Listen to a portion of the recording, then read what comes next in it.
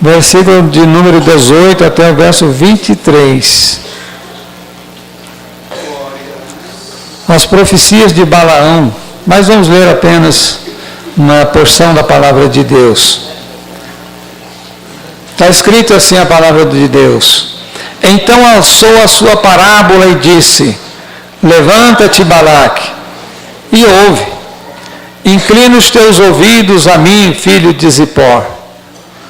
Deus não é homem para que minta, nem filho de homem para que se arrependa. Porventura, diria ele, não o faria?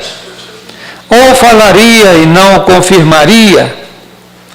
Eis que recebi mandado de abençoar, pois ele tem abençoado, e eu não posso revogar. Não viu iniquidade em Israel, nem contemplou maldade em Jacó. O Senhor, seu Deus, é com ele e nele. E entre eles se ouve alarido de um rei. Deus os tirou do Egito, as suas forças são como as do unicórnio, pois contra Jacó não vale encantamento, nem adivinhação contra Israel. Nesse tempo se dirá de Jacó e de Israel: que coisas Deus tem feito. Aleluia. Meus irmãos, as irmãs, estaremos então comentando um pouco mais da palavra de Deus nessa noite. E no finalzinho temos ainda aqui algumas orientações, umas campanhas que precisamos de atentar também para essas campanhas. Mas nós lemos aqui parte da profecia de Balaão. A história de Israel, ou a história, ou a caminhada de Israel à terra da promessa, todos nós já temos conhecimento, mas não faz mal a gente lembrar. A gente buscar a memória, buscar lembranças. Nós não podemos esquecer das escrituras e das histórias narradas, porque elas traduzem muitas lições importantes para todos nós. Nós sabemos a formação da nação de Israel, como Deus chamou Abraão, como Deus chamou Isaac, a história de Jacó, a sua família, seu progresso, a sua ida para a terra do Egito, quando José já era governador daquela nação. Sabemos que José chegou a governador do Egito, não era um propósito de José, nem era um propósito de Jacó, nem era um propósito da família, mas era um projeto de Deus, porque nada acontece por acaso.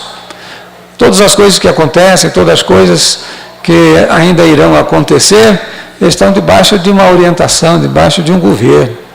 E esse governo é o governo de Deus. Então José chegou no Egito por uma direção divina.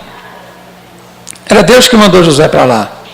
Deus precisava que José chegasse lá. Quem capacitou José foi Deus. Quem criou o ambiente para ele chegar onde chegou foi Deus.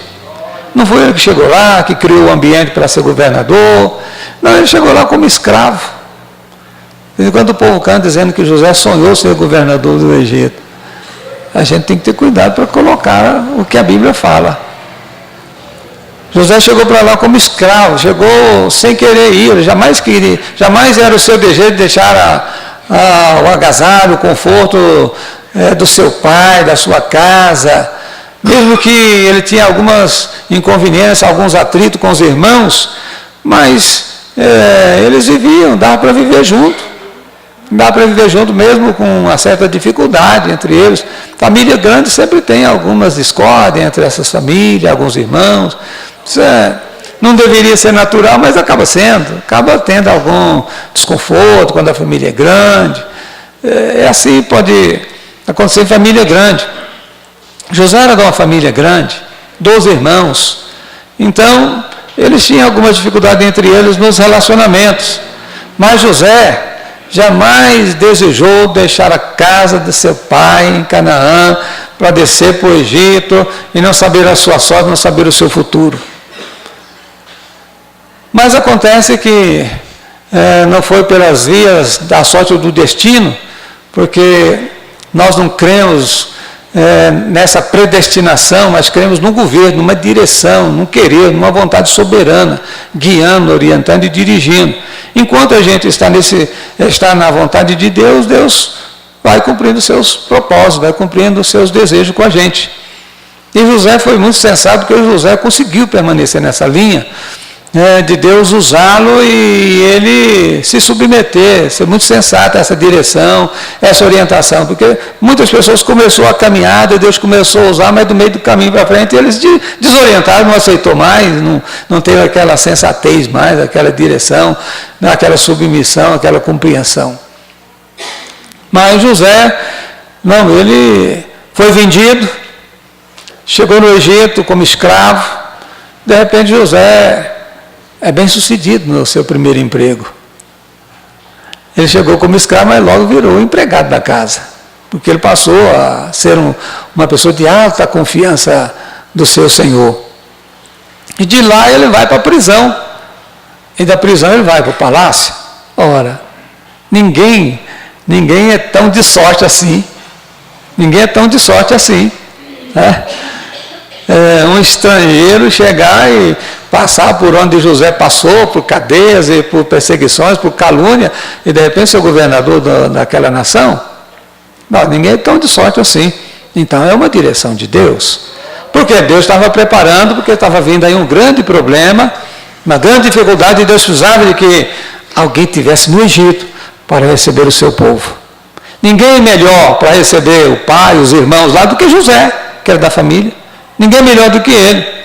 Os egípcios jamais iam entender isso. Jamais estaria com o coração aberto para receber os estrangeiros e dar tanta guarida assim. Mas Deus precisava de levar Jacó para o Egito. Era uma palavra falada a Abraão. Vocês vão ficar peregrinos 400 anos em terra estranha. Depois eu vou trazer vocês de volta. Então era uma promessa. Deus preparou todo o cenário. José chega, vai ao governo, depois sua família chega e ele escolhe o melhor da terra do Egito e coloca a família. E eles cresceram, prosperaram e ficou uma grande nação dentro do Egito. E a história mostra que, morrendo aqueles faraós que eram faraós estrangeiros que conseguiram o topo do governo no Egito, agora os faraós são os filhos de casa. E eles tinham outro pensamento, tinham outra orientação, outra direção. Eles então resolveram dar um basta na nação de Israel, limitar o seu crescimento. E tomou todas as providências necessárias para que isso acontecesse. E nós sabemos que a partir desse momento, José já não existia mais. Aquela forte liderança já não estava mais no governo. E José, morrendo, subiu no trono outros faraós e a nação foi oprimida. Aquela vida boa de Israel, aquela grande nação, aquela vida tranquila, acabou. E começou a vir as perseguições. Porque as perseguições podem vir de uma noite para o dia, ou de um dia para a noite. Não instalar de dedo pode se instalar uma grande perseguição. Parece que as coisas estão todas preparadas para, se tiver que acontecer, isso acontece. E assim, então aconteceu com Israel. E eles passaram e enfrentaram uma grande perseguição no Egito, a ponto de rejeitar os seus próprios filhos. E foi justamente nesse tempo de angústia, tempo de sofrimento, foi que Deus levantou o grande libertador, que é Moisés. Então nós sabemos o caminho que Moisés trilhou para chegar também onde chegou. Sabemos das suas deficiências, sabemos da sua timidez, das suas dificuldades, mas enquanto isso Deus faz uma obra, finaliza uma obra na vida de Moisés. Que Moisés então assume a responsabilidade. Porque quando Deus nos chama e Deus quer a gente para uma determinada coisa, uma missão que Ele não quer pôr outro no lugar, a gente precisa então de entender e de aceitar o mais rápido possível, porque Deus não vai desistir. Não é assim com todas as pessoas. Mas Deus tem seus critérios e fica na soberania de Deus. Irmãos, aí chega o tempo de Israel ter que deixar o Egito, porque também as perseguições começaram a empurrar a nação fora de lá. Apesar de lá eles terem comida, uma abundância. Tinha paneladas de carne, tinha pepino, tinha cebolada, tinha muita coisa. Só que a opressão é muito grande, rejeitaram os filhos. O trabalho era um trabalho exaustivo, a ponto de Israel estar debaixo de um sofrimento de trabalho tão pesado, tão árduo, tão intermitente, que Israel não tinha tempo para mais nada. Eles não tinham tempo para pensar em nada, nem na família, não tinha tempo para pensar em Deus, estava focado em cumprir a meta estabelecida pelos seus capatazes, os capatazes, ou pelos gerentes, ou pelos exatores. Tinha que cumprir aquela meta. Eles estavam focados em cumprir aquela meta. Cada dia apertavam um pouco mais, a ponto de eles se estourarem, se eles se arrebentarem, e não poder pensar nem em Deus, nem na família, não pensar nos amigos, não tinha tempo para mais nada. Aquele trabalho tirou toda a movimentação para si ou para a família, e eles ficaram tremendamente angustiados. Então, quando o libertador manifesta e que acontece aqueles milagres na terra do Egito, as façanhas de Moisés, então Israel é liberado para marchar.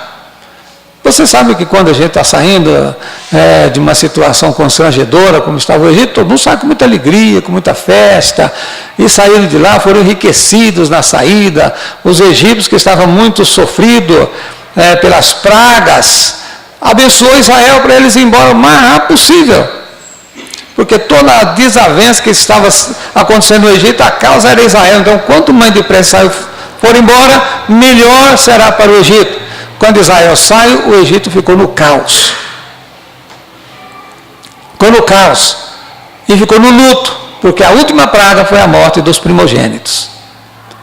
Quando os primogênitos de toda a família no Egito morreram, quando eles morreram, todos os primogênitos, houve uma pressa das famílias egípcias de ficar livre de Israel.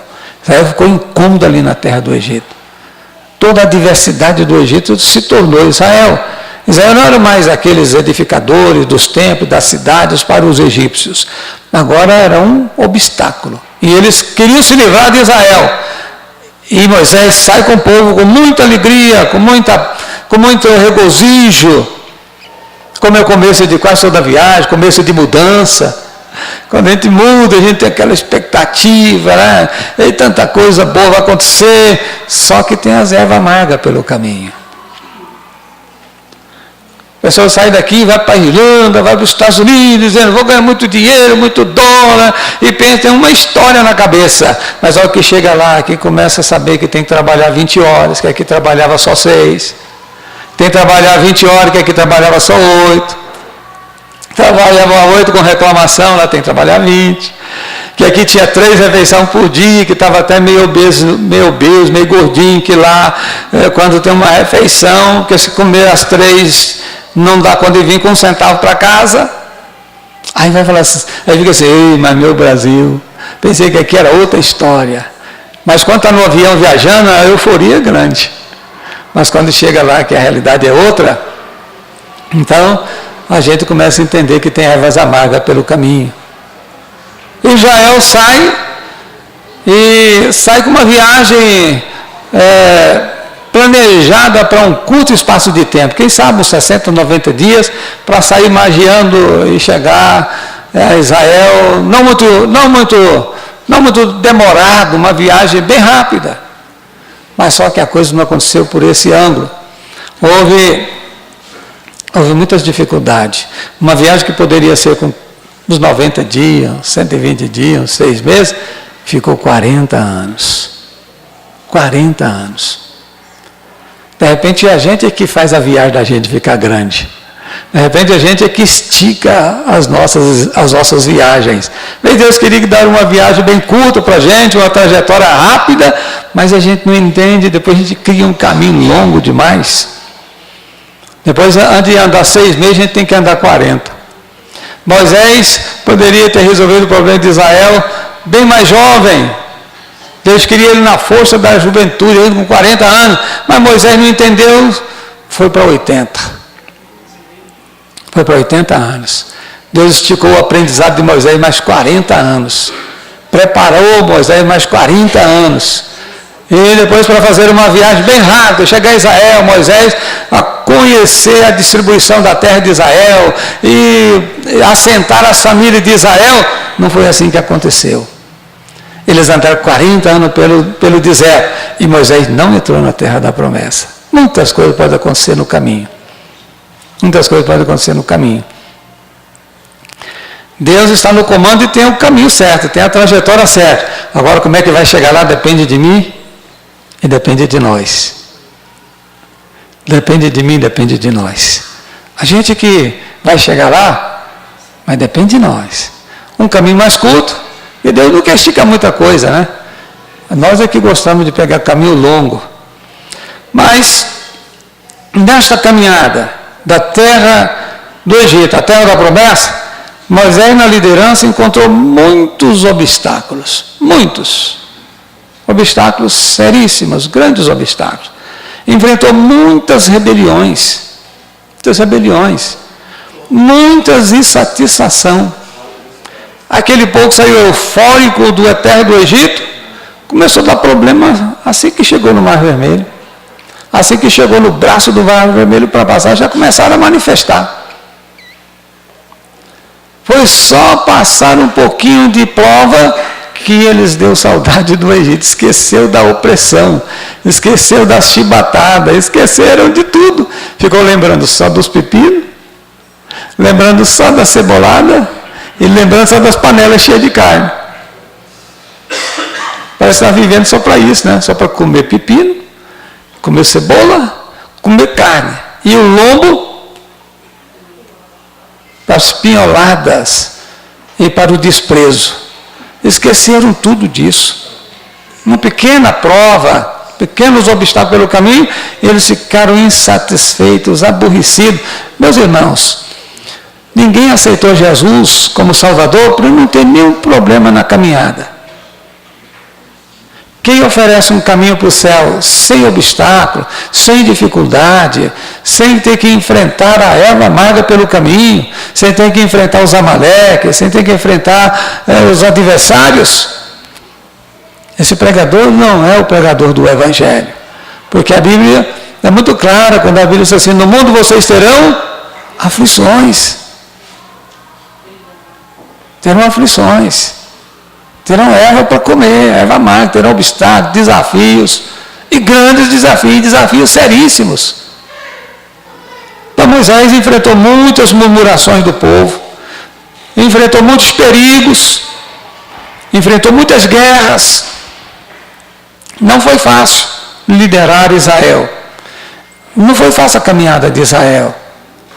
Para aquela caminhada, ter saído da terra do Egito sem qualquer tipo de rebelião, insatisfação, murmuração, perigo ou guerra, deveriam eles estar na inteira dependência de Deus. O Deus proverá, tinha que estar na inteira dependência de Deus. Porque se eles tivessem rendido inteiramente à inteira dependência de Deus, e sem temor dos perigos que eles teriam pelo caminho, porque se Deus não guardar a cidade, mas os perigos rondam a cidade. Mas se é Deus que é o guarda de Israel, Ele não tosquenejará. Ele é que guarda. Porque se Deus não guardar, ninguém guarda.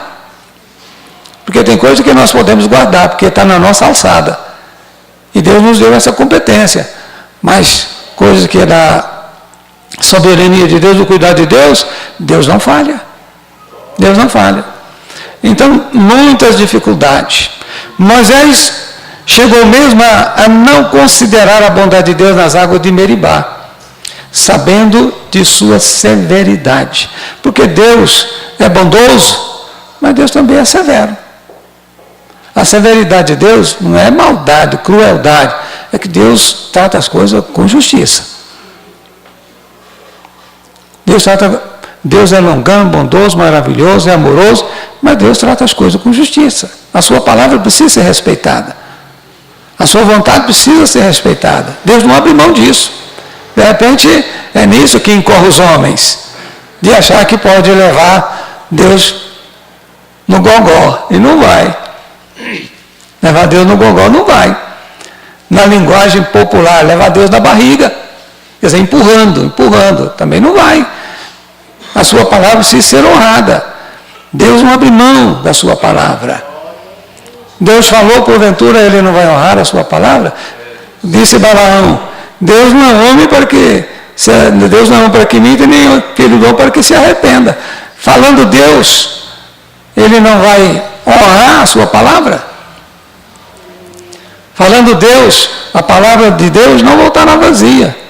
Então, precisamos de considerar a bondade de Deus, mas considerar também o respeito da sua palavra, da sua vontade. Por essa razão, Deus destituiu Arão do sacerdócio, passando para o seu filho Eleazar, e passou o comando do povo de Israel, de Moisés, a Josué. Nenhum deles entraram na terra da promessa. Falharam na liderança. Números capítulo 20, verso 8.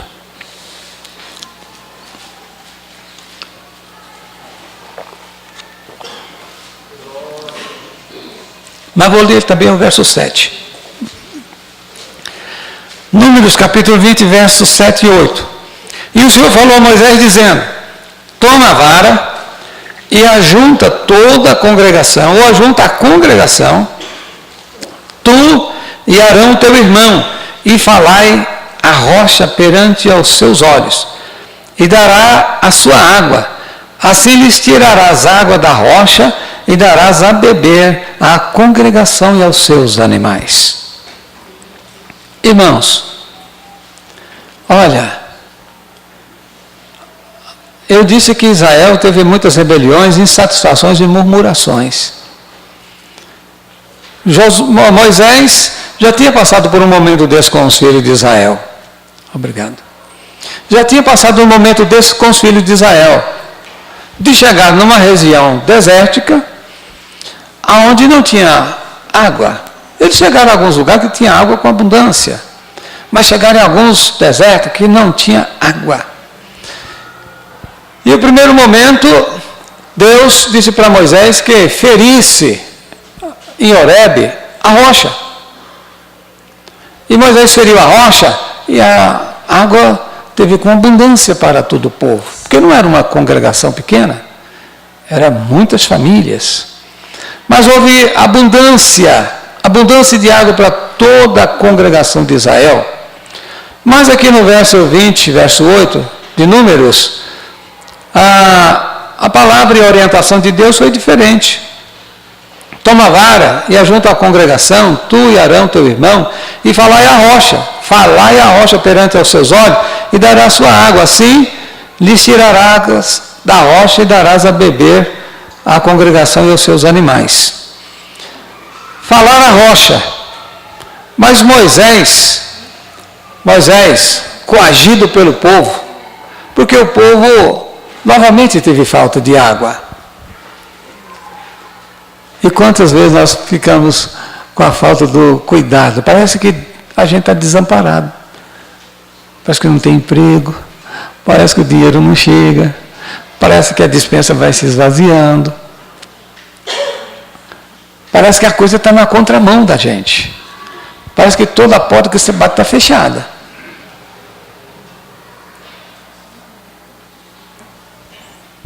E Deus pode deixar a coisa zerar.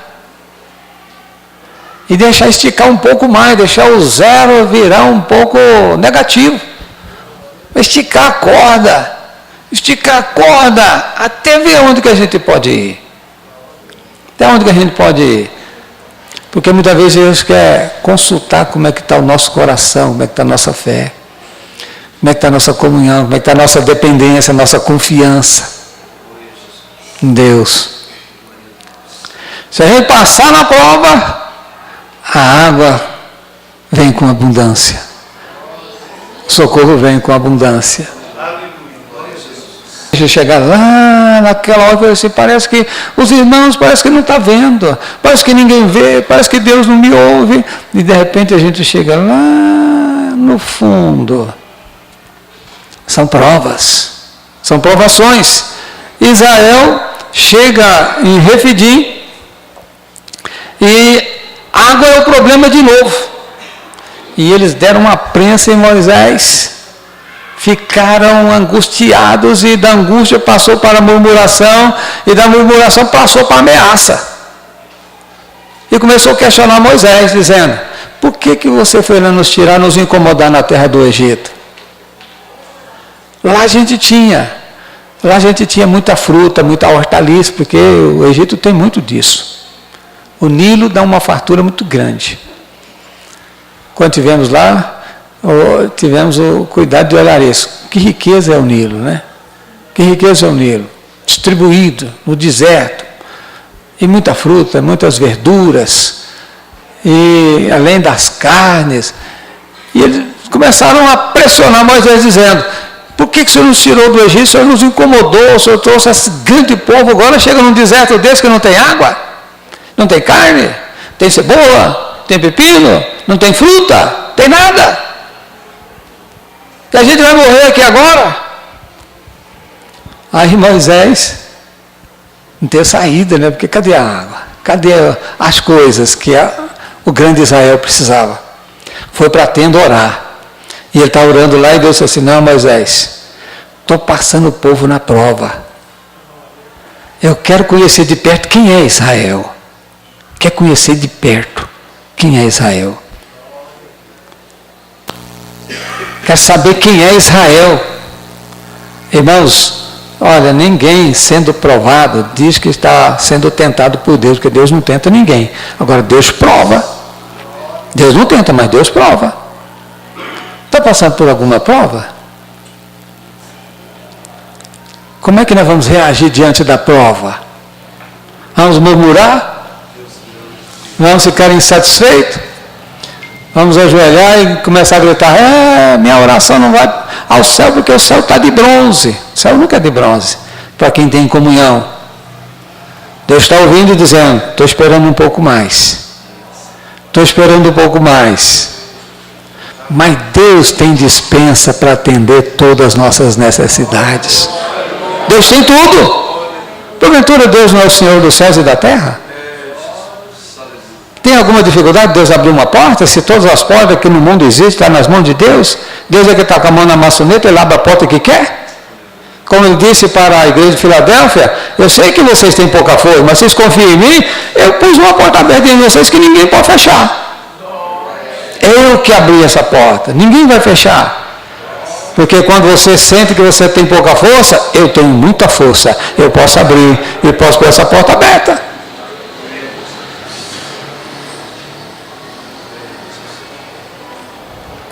Mas você chegando lá, Moisés, ele disse: mas o que eu vou fazer, Senhor? O povo está me ameaçando até de morte, eles vão acabar me matando.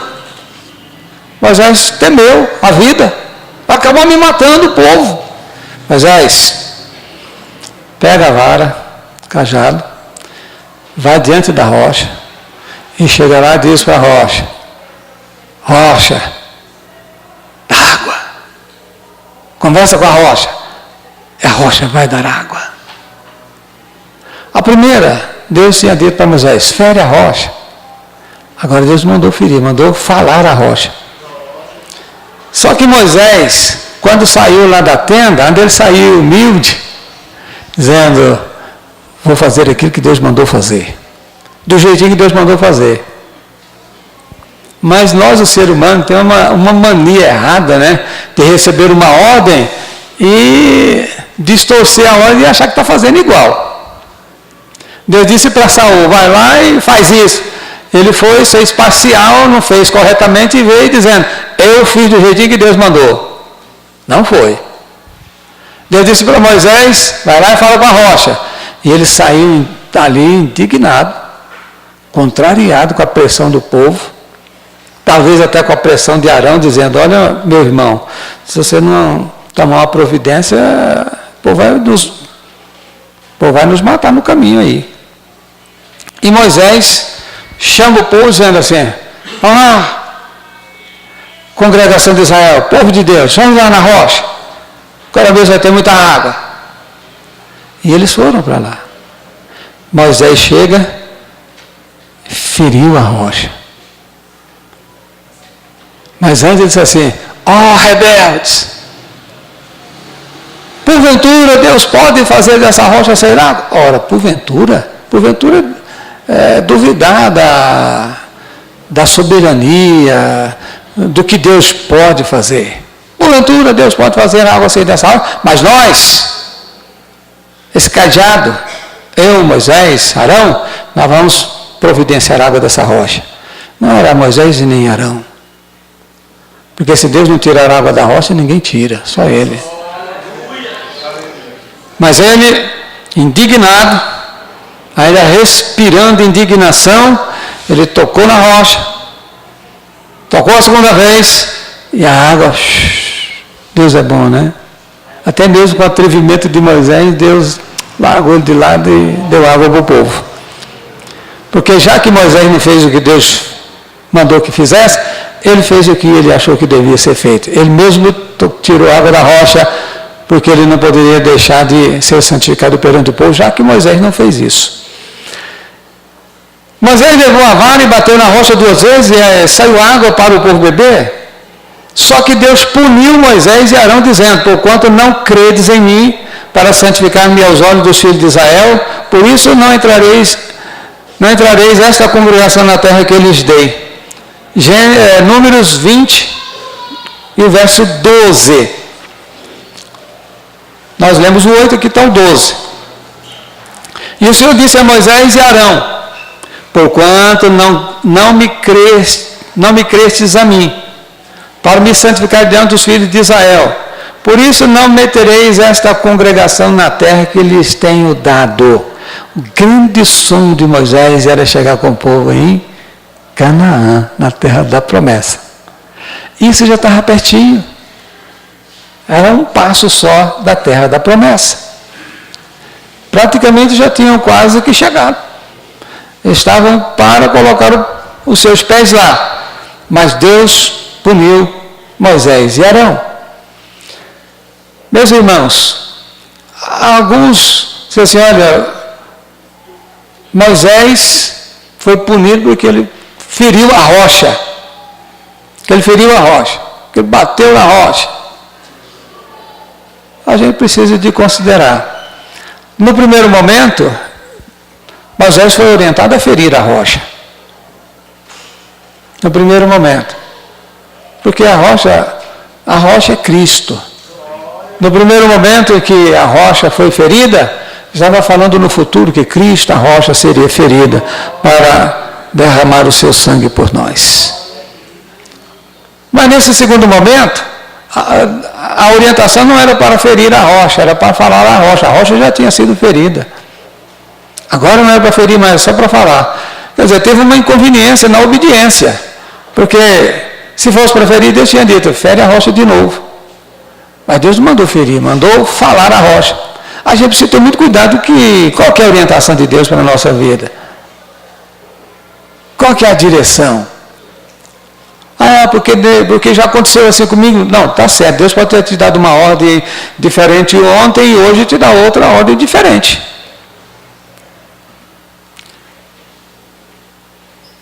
Não podemos achar que porque Jesus cuspiu na terra e fez o lodo e passou no olho do cego e mandou ele lavar no tanque de Siloé, ele foi, lavou e ficou vendo, que a gente agora tem que cuspir no chão e passar o lodo no olho de todo cego. Deus é soberano, Deus não precisa da mesmice, da rotina.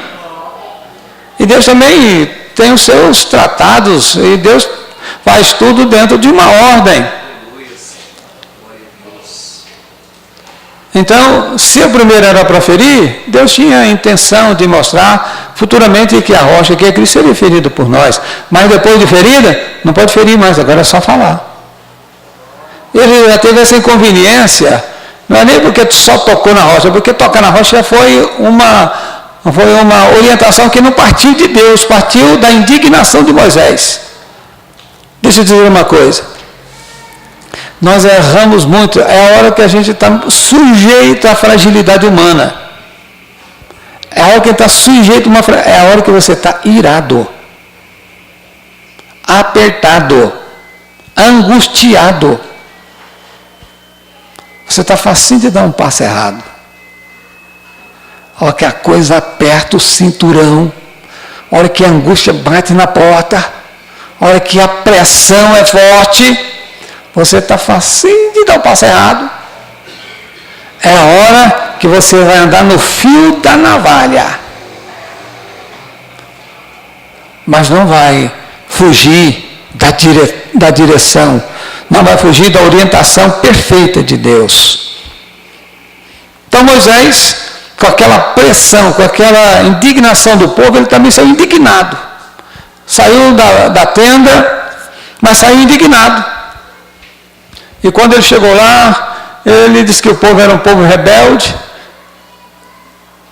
Ele falou que ele ia resolver o problema do povo, e tocou na rocha, e tocou de novo. Como eles não creram em Deus, porque ele teria que ter chegado e dito a rocha como era a orientação, e Deus ia dar água, dizendo assim: olha, Deus me disse que é para falar a rocha e Deus vai dar água para todos vocês. Tocava na rocha e Deus era glorificado naquele ato, Deus era honrado, Deus era santificado naquele gesto de liderança e de submissão.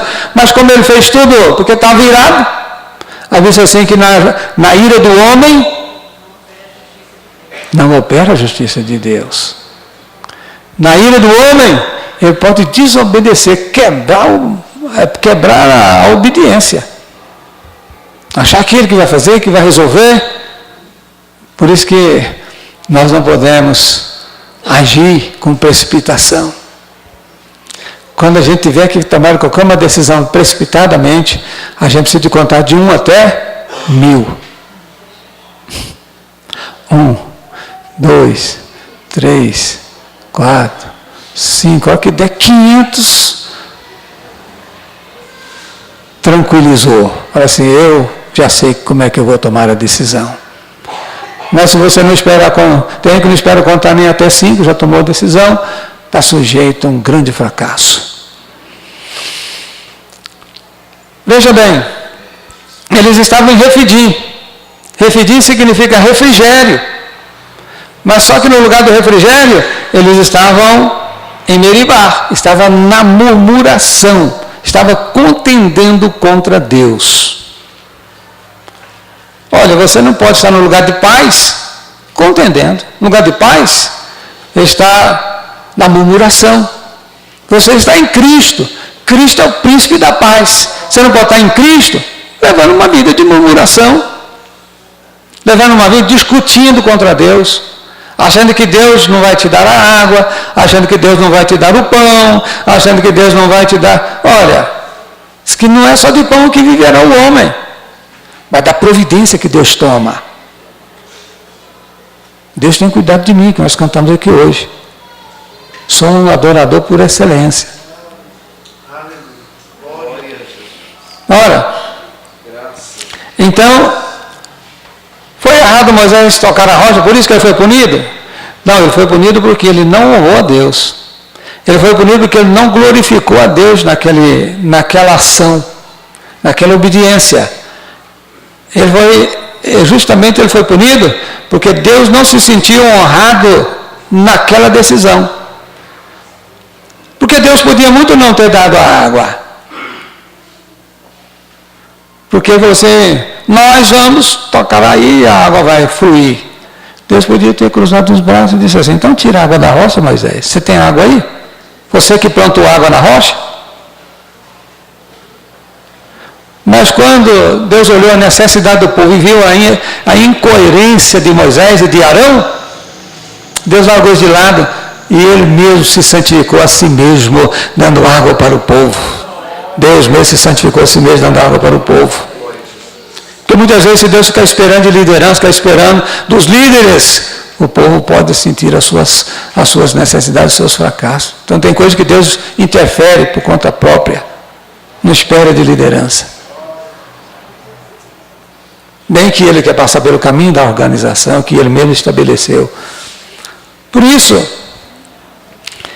eu coloquei uma observação dizendo, o pastor, o pregador, o professor, o mestre, o doutor, o cantor, aliás, qualquer cristão, independentemente de sua graduação ministerial, que não fizer a obra para a glória de Deus, para santificar, para glorificar o Senhor perante o povo, não serão bem-sucedidos em seus cargos, na sua vida de fé, de comunhão.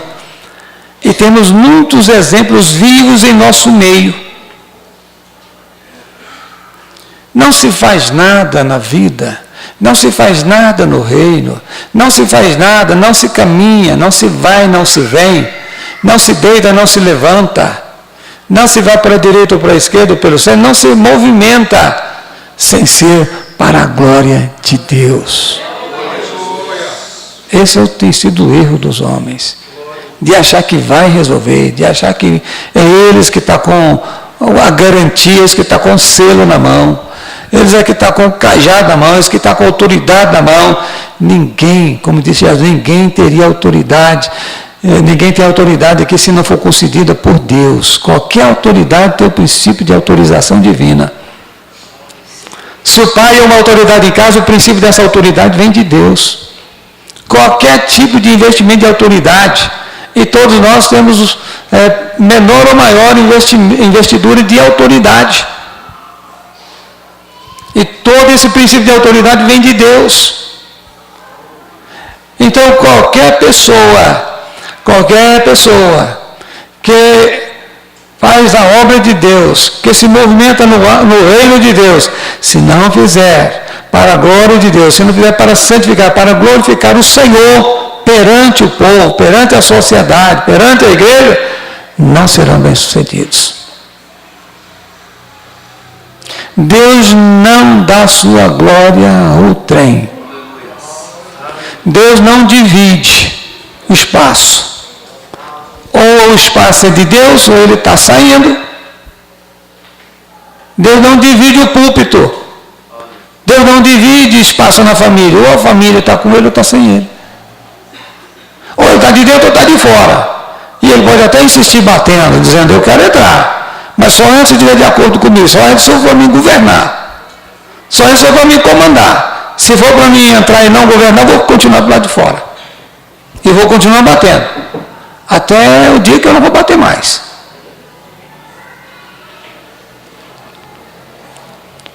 Ou Deus está no comando da nossa vida, ou comando da nossa família, ou no comando da nação, ou Deus está de fora. Porque tudo que a gente vai fazer nessa vida precisa ser para a glória de Deus. Pessoal, se todos nós entendêssemos essa linguagem, se todos nós entendêssemos essa linguagem, se todos nós tivéssemos essa submissão e essa obediência, o que não seria? Eu tenho certeza que muitas lágrimas derramadas pelo caminho tinham sido evitadas. E muitas consequências desagradáveis, muitas notícias ruins teriam sido evitadas. E muitas lamentações teriam sido evitadas. Quem sabe o resultado do nosso choro, escutem aqui, o resultado do nosso choro, o resultado de pôr a cara no pó, estar sofrendo e ralando, diz que é a consequência dos nossos pecados, das nossas transgressões, da forma em que nós conduzimos as coisas. Da forma que a gente conduz o lar, da forma que a gente conduz a empresa, do jeito que a gente conduz a igreja, do jeito que a gente conduz a própria vida. É o resultado das nossas lamentações. Ah, minha empresa, ah, meu lar, ah, minha vida, ah, meu Deus. Não, se eu pudesse começar agora, eu começaria tudo de novo, totalmente diferente.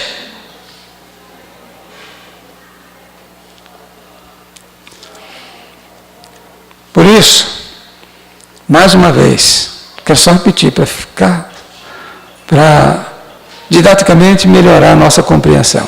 O pastor, o pregador, o professor, o mestre, o doutor, o cantor. Aliás, qualquer cristão, independentemente de sua graduação ministerial, que não fizer a obra, diferente de ser para a glória de Deus, para santificar, honrar e respeitar Deus perante o povo, para glorificar o Senhor, não serão bem-sucedidos. E temos um exemplo vivo de muitas pessoas no nosso meio, que tomou outros caminhos, tomou outras diretrizes e fracassaram. E olha lá que muitos não vão poder entrar na Canaã celestial.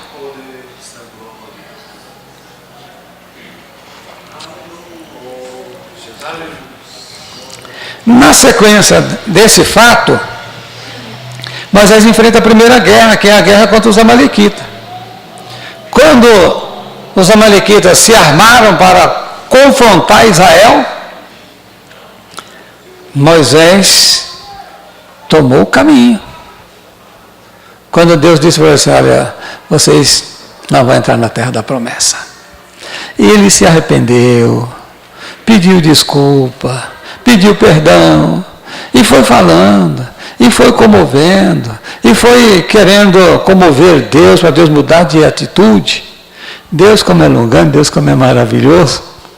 Falou, Moisés, assunto encerrado, não toca mais nesse assunto. Não toca mais nesse assunto, o assunto está encerrado. Não fica pedindo mais, acabou, você não vai entrar mesmo. Mas o Senhor é um Deus maravilhoso. Eu que vi o Senhor que me mostrou quem o Senhor é pela fenda da rocha.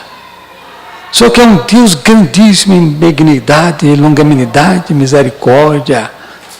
Senhor, isso não vai repetir mais. Esse assunto a gente não fala mais.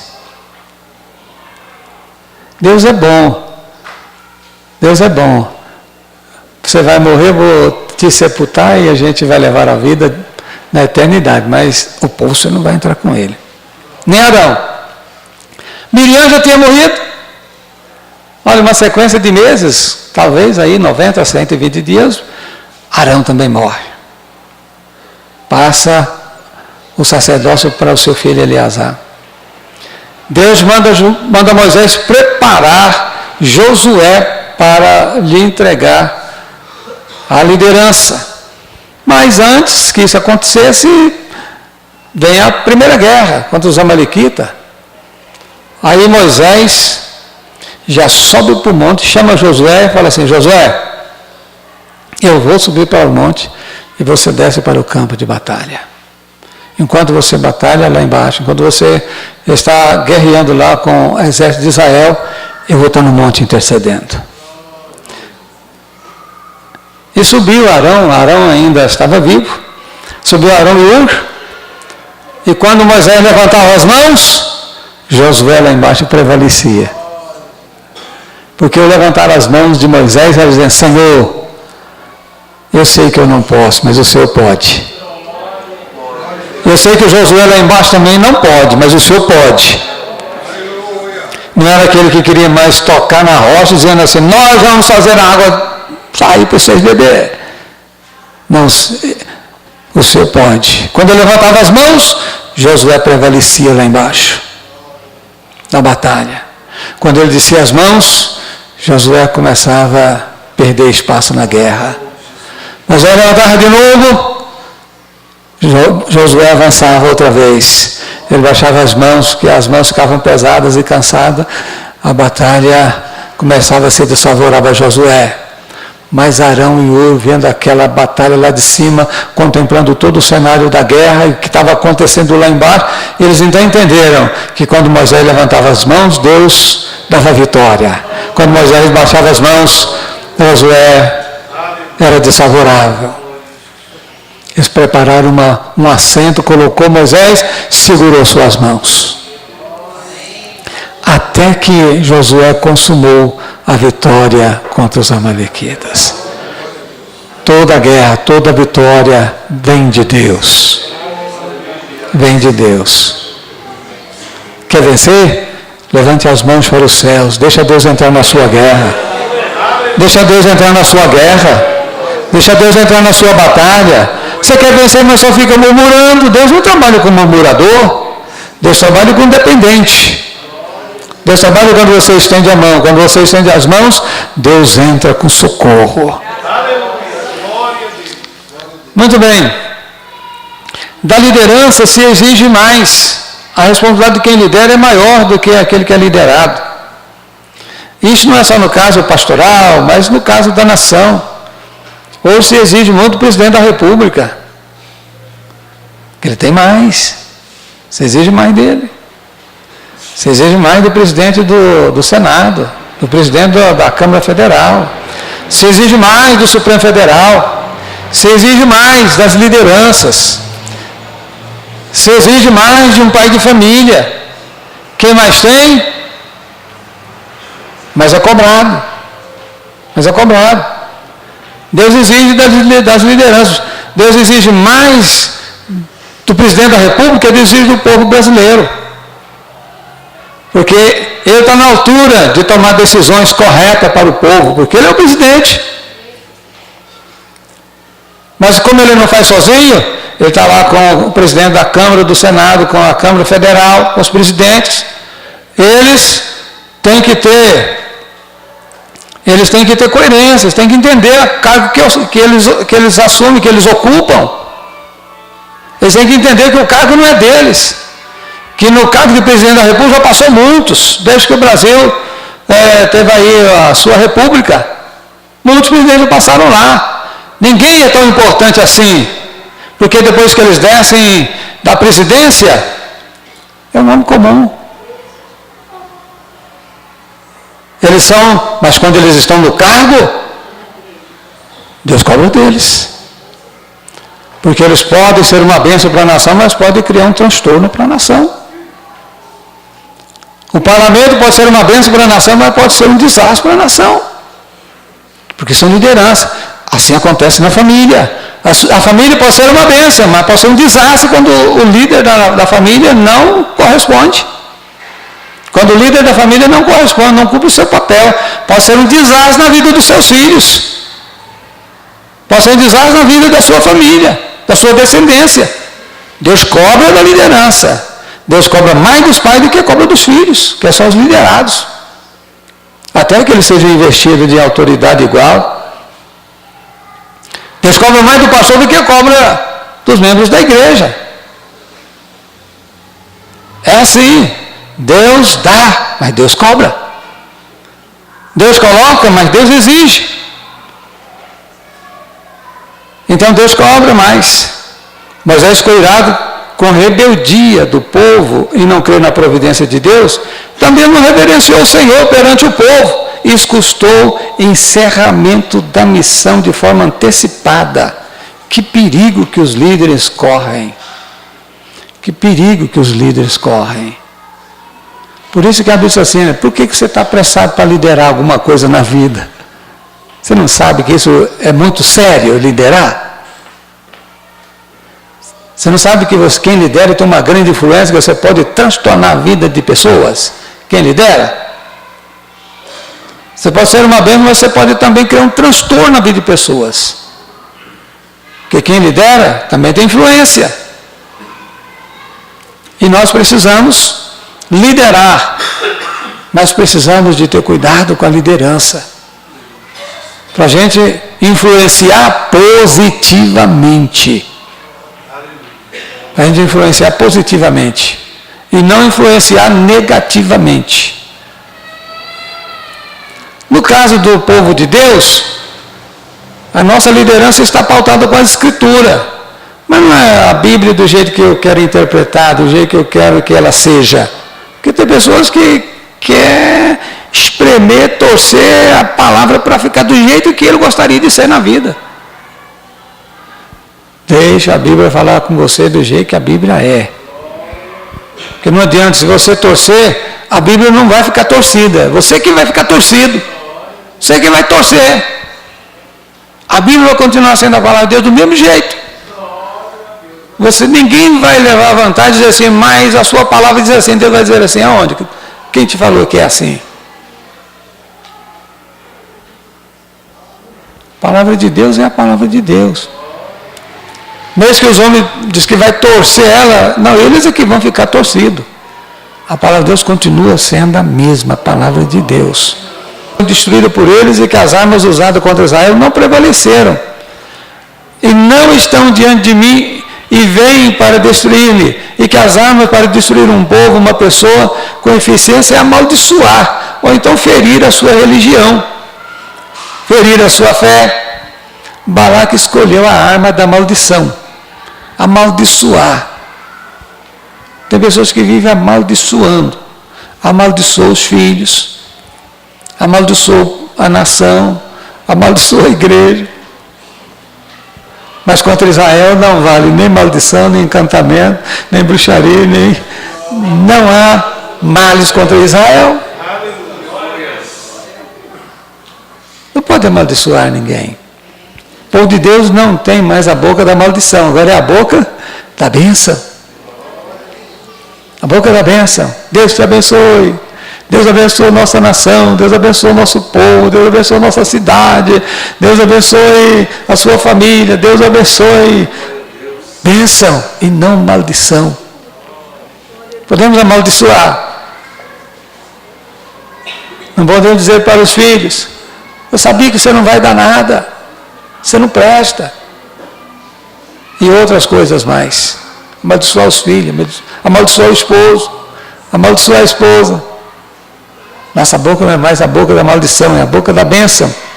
Mas Balaão, ele apoderou da arma da maldição para amaldiçoar Israel. Mas não foi bem sucedido.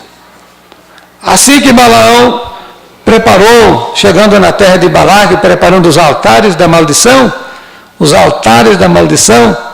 Deus abençoava Israel. Ele fazia outro altar para amaldiçoar Israel, mas Deus abençoava Israel.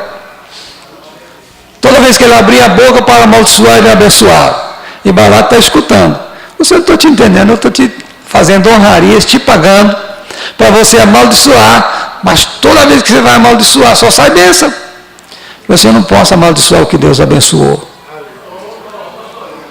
Não posso amaldiçoar o que Deus abençoou. Eu não te falei? Eu falei que eu ia atender o seu pedido. Eu viria para amaldiçoar. Mas só que eu não sou dono da palavra. Eu estou aqui para obedecer a Deus. Se Deus deixar eu amaldiçoar, me autorizar, eu vou amaldiçoar. Mas se Ele não autorizar, só vou abençoar. É a palavra que Deus colocar na minha boca. Balaque ficou irritado e disse, te trouxe de tão longe, preparei para ti as honrarias e você só abençoou Israel e não amaldiçoou. Deus impediu suas bênçãos. Agora você pode voltar para sua casa. Só que você não vai ser honrado como eu desejaria. Balaão afirmou dizendo, eu te falei que não poderia desobedecer a Deus. Apesar de que no coração de Balaão, o seu desejo era de destruir mesmo Israel. Ele queria isso. Ele só não fez, é porque Deus não permitiu. Sabe por que os inimigos já nos tragou, nos engoliu vivos? É porque Deus não permitiu. Sabe por que ainda o mundo não destruiu, nossa vida nos derrotou? Por que o inferno ainda já não passou ou compressou em cima da igreja? É porque Deus não permitiu. O diabo se levanta, se arregimenta, mas Deus transforma todas essas ações em bênção.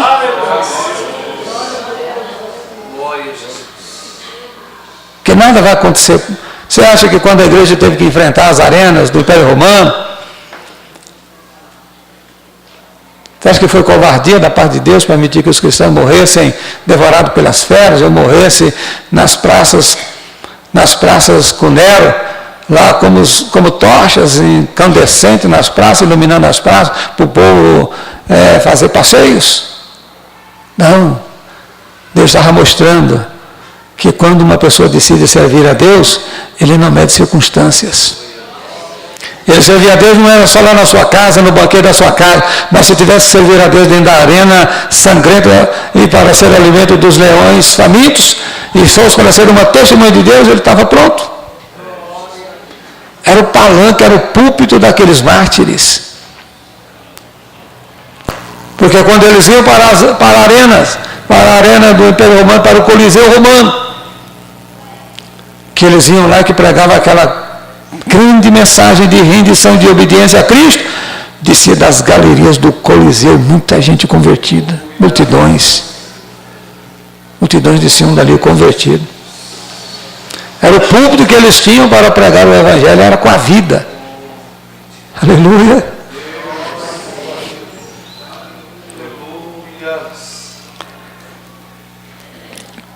Mas tudo vem de uma direção divina. Por isso que Balaão lutou para amaldiçoar e não pôde. Porque Deus transformava a sua maldição em bênção. Mas o coração de Balaão era mau. Ele queria sim a destruição de Israel. Ele queria sim levar as honrarias. Ele queria levar o prêmio da sua injustiça. Ele queria. Mesmo sendo impedido pelo caminho, mas ele queria. E há muitas pessoas assim, que quer ver a destruição do Israel de Deus, quer ver a destruição da igreja, quer oprimir a igreja. Mas eles não vão conseguir, enquanto Deus não tomar as suas providências e achar o que deve ser feito. Mas se Deus achar o que deve ser feito, e tiver que passar o seu povo numa provação ardente, Deus pode nos livrar da fornalha, pode passar com a gente na fornalha. E Deus pode nos permitir para a fornalha e não entrar com a gente na fornalha. E deixar a fornalha até nos devorar. Mas não precisa de temer aquele que pode matar o corpo, mas não pode matar a alma. Porque o corpo pode morrer aqui, mas a alma já vai direto para o paraíso. E um dia Deus vai dar vida ao corpo que foi ferido, que foi morto, e se levantará salvo para a glória de Deus. Os rapazes da fornalha disseram para o rei: olha, se ele quiser nos livrar, tudo bem, se não, a gente não dorme assim.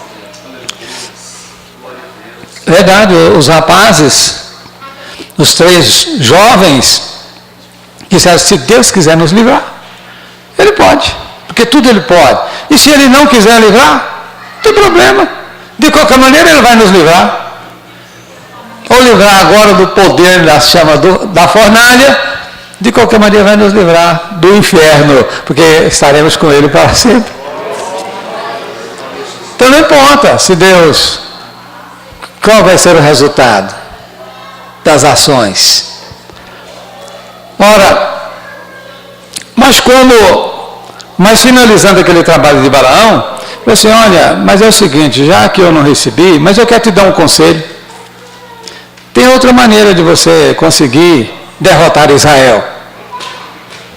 Tem outra maneira. Mas como? Qual o outro caminho? Olha, coloca tropeço na caminhada dos filhos de Israel. Coloca tropeço.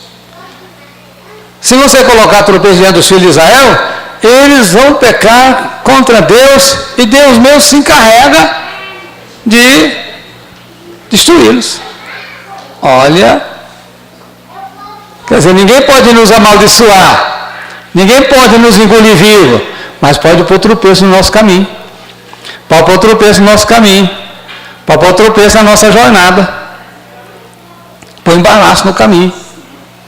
O diabo pode fazer isso. Pode pôr tropeço, pode pôr embaraço. Mas como é que faz para fazer isso? Aí o Balaão orientou o caminho, dizendo: olha, você prepara, faz festas, muitas festas, aqui, e prepara o caminho da fornicação. Irmãos, o negócio é sério. Prepara o caminho da fornicação, faz festas bacanais. Prepara das moabitas e das midianitas as mulheres, especialmente os jovens, as mais bonitas, veste elas com roupas desavergonhadas,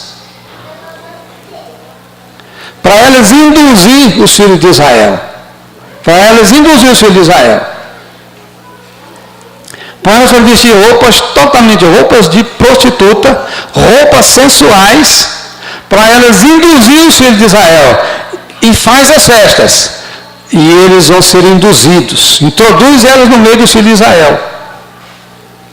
E eles não vão aguentar a pressão. Eles não vão suportar a pressão. E eles vão fornicar com elas. Quando eles fornicar com elas, elas vão levar eles para o culto do ídolo. Aí eles vão cometer duas transgressões, uma da fornicação e outra de cair nas garras dos ídolos, do Deus Baal. E quando eles caírem nessa transgressão, Deus mesmo vai se encarregar de acertar a conta com eles. Esse é o caminho dos tropeços. O caminho da fornicação, há um passo para o envolvimento da cerimônia de Deus Baal. Baal significa o Deus da fertilidade, da abundância. Nessa celebração, nessa cerimônia de Baal, estava ali toda a depravação sexual que nem Sodoma e Gomorra era praticado. Pior. Todo tipo de depravação pior do que Sodoma e Gomorra.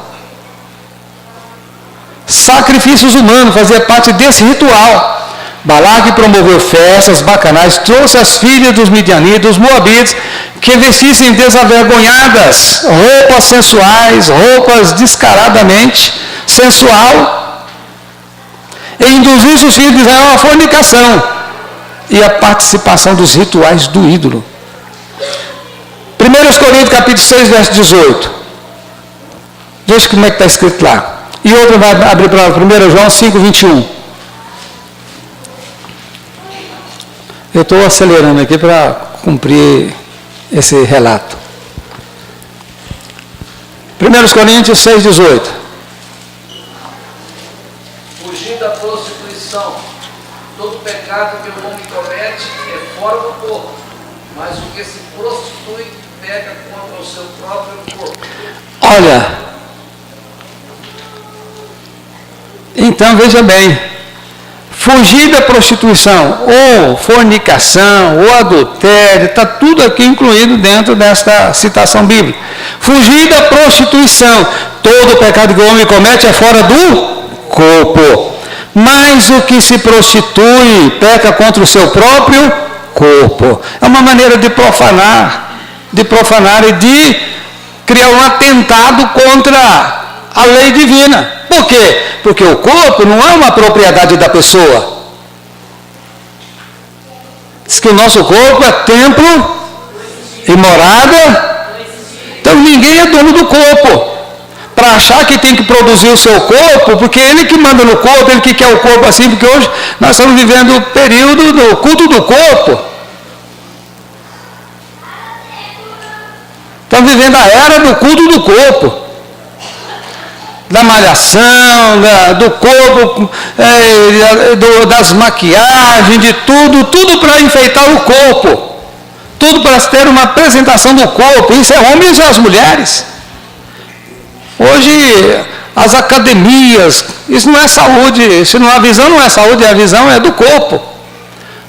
Como que isso acelerou? Tem mais academia do que posto de gasolina. Corpolatria. Tem mais academia do que posto de gasolina. Salão de beleza é um atrás do outro, cheio. Tudo se fosse para zelar do corpo, para Deus, não, para zelar para si mesmo.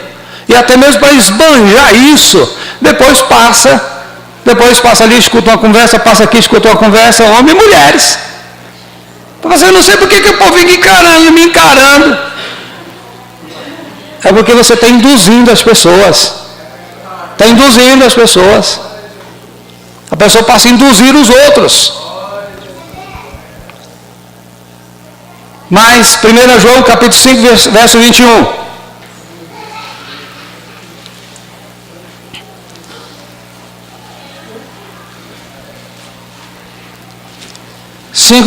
Capítulo, vamos lá?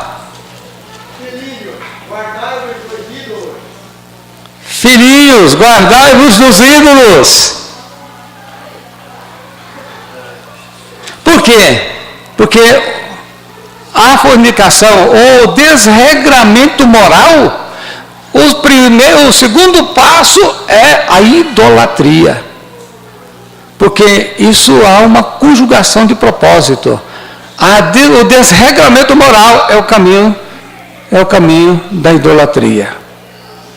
Todos que vivem com seu desregramento moral estão ligados à idolatria. Por isso a Bíblia está dizendo, fugir da prostituição, porque você foge dos ídolos. Mas esse foi o conselho que perturbou Israel. Deu certo? Deu certo aquele conselho, aquele tropeço. Porque quando Israel caiu, quando os jovens de Israel, os homens de Israel caíram naquela cilada, Deus ajuizou a causa. Ah, mas é os ímpios. Mas você tem a condição de ser servo de Deus e saber o seu lugar e saber o seu comportamento. De não ser influenciado pelos ímpios. De não comer com a mesa dos ímpios e não fazer o que o ímpio faz. Porque o ímpio é ímpio. Ele pode fazer do jeito que ele quiser. Pode comer o que ele quiser, pode andar do jeito que ele quiser, mas o cristão tem que andar do jeito que ele tem que andar, porque ele é filho de Deus. Ele é servo de Deus. Ele não é qualquer pessoa. Ele é uma pessoa importante, porque ele é filho de Deus. Ele é uma pessoa importante. Por isso que é preciso fugir da prostituição ou de tudo aquilo que está correlato com a prostituição, porque assim ele foge dos ídolos, porque com aquela desobediência, com aquele tropeço, caíram 24 mil pessoas no juízo. 24 mil pessoas morreram. Deus ajuizou a causa, não tolerou. Conclusão. Balaão amou o prêmio da injustiça, tinha conhecimento de Deus, mas seu coração não era perfeito com o Senhor. Irmãos, porque conhecer a palavra de Deus, às vezes eu falo isso aqui, repito, porque na repetição a gente vai criando também, vai firmando a nossa convicção. Nós precisamos de ter conhecimento de Deus, mas a gente precisa também de praticar o conhecimento, a gente precisa conhecer a vontade de Deus e palmilhar esse caminho, caminhar nesse caminho, porque Balaão tinha conhecimento de Deus, abençoou o filho de Israel só com a boca, mas o coração dele estava longe de Deus. Ensinou Balaque a colocar tropeço diante dos filhos de Israel. Como é que pode conhecer a Deus e ensinar as pessoas a colocar tropeço diante do próprio povo de Deus? Aqui está bem entendido o que reinava no coração de Balaão: a maldade, a insensatez, a loucura, tipo do crente que tem conhecimento de Deus, mas seu coração está longe da vontade de Deus. Balaão morreu. Que jeito que ele morreu? Morreu a espada, e o seu povo foi destruído, e foi poupado os moabitas, mas os midianitas foram liquidados. No capítulo 31 de Números, narra a história da destruição dos reis midianitas e seu povo, e Balaão morreu também, morreu a espada. Irmãos, a Bíblia está dizendo em 2 Pedro, capítulo 3, verso 18: crescei na graça e no conhecimento de Deus. Precisamos crescer na graça, mas no conhecimento. A graça, quando você abre o coração, está disposto a praticar o conhecimento que você recebe. Eu falei com os obreiros aqui, vou repetir aqui para os crentes, e a resposta que eu ouvi deles. Eles assim: pastores, está certo, lá dentro da sua casa, com a sua televisão aberta, com as programação, porque cheguei numa casa de um pastor e quando eu entrei na sala dele, meu Deus, mas que programação atrapalhada, né? Falei: Jesus da glória. Falei: esse pastor que vai subir no púlpito para ensinar a santificação para o povo de Deus aqui nessa congregação? Será que ele vai ensinar mesmo? Se na casa dele ele permite essa coiseira toda dessa programação que não tem nada a ver com a fé cristã, não tem nada a ver com o cristianismo. Eu falei: pastor, o que o senhor tem para ensinar se dentro da sua casa o senhor não tem chave, o senhor não tem um controle? O senhor não tem um controle na sua casa? Entra lá o que quiser, fala o que quiser, amaldiçoa o que quiser, entra tudo quanto é tipo de coisa dentro da sua casa e você não tem controle disso, você não tem governo, não tem domínio disso. E depois você pega o microfone e sobe lá na igreja e fala: meus irmãos, tem que santificar. Que moral que você tem para isso? Vamos ser sinceros, isso está certo? Eles disseram, não. Todos, não sei se foi todos que disseram, mas não. E aí? Então vocês conhecem o caminho. Vocês não estão cumprindo com aquilo que vocês sabem o que é certo. Isso não é questão de fanatismo, de idiotice, de quadradismo, ou do século XXI, ou do século XIX, ou do século I. Isso é questão de consciência. Questão de consciência. Isso é questão de consciência. Todo mundo sabe o que está na vontade de Deus e o que não está, ué. Não é possível, não é possível. Todo mundo sabe.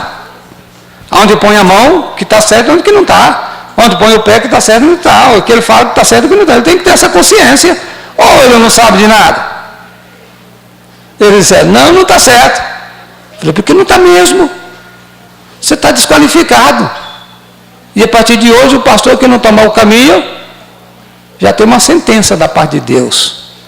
Vocês vão perder o cajado. Porque ninguém está apto para subir num púlpito se ele não vive o que fala.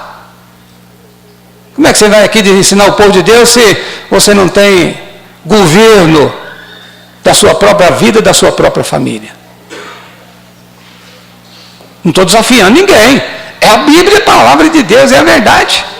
Não adianta o Balaão falar assim, levanta e abençoa, conhece Deus, é o profeta de Deus, tem os olhos de Deus, tem os olhos abertos, mas sobe para abençoar, sobe para amaldiçoar. Só não amaldiçoou porque Deus não permitiu, porque o coração dele estava aquilo que ele queria fazer. Sim, pode ler. Mas como é santo aquele que vos chamou, sede-vos santo em toda a vossa maneira de viver. Está aí a palavra de Deus, não esconde de ninguém. O crente Balaão faz tudo o que Deus quer de boca para fora. Seu coração é perverso, mau, desobediente, quer ser guiado pelos seus obcecados desejos carnais e mundanos. Balaão procedeu como Caim. Balaão representa líderes, pais decaídos da graça, do temor de Deus, que ensinam, influenciam, permitem, em nome da falsa liberdade em Cristo. E a vida está em suas mãos. Escolham o que for melhor para vocês, onde vocês se sentirem bem. Não, Deus quer que a gente fique no lugar que a gente fique desconfortado. A Bíblia diz que Ló estava desconfortado em Sodoma. Quem gostava daquela vida ali era a esposa dele. A esposa dele que estava bem em Sodoma. Mas a Bíblia diz que o justo Ló estava desconfortado. Estava molestado de estar vivendo no meio daquela sociedade. E esse é o retrato que tem que ser da igreja. Nós temos que estar aqui desgostados com esta geração. Com esse procedimento do povo. A gente tem que estar alinhavado com a vontade divina. Nunca podemos esquecer de santificar o Pai, o Filho e o Espírito Santo em nossos corações. Nunca podemos. É fácil? Não.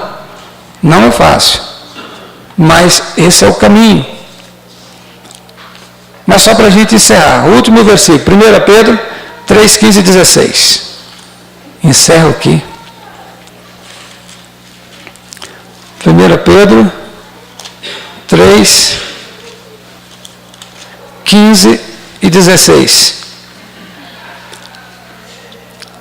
Tendo uma boa consciência, para que naquilo que falam de mal de vós, como de malfeitores, fiquem confundidos que blasfemam do vosso bom procedimento em Cristo.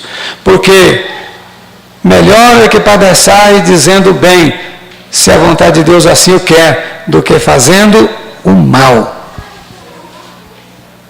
Em tudo Deus precisa de ser honrado, em tudo Deus precisa ser glorificado em nossos corações. Em tudo. Deus abençoe.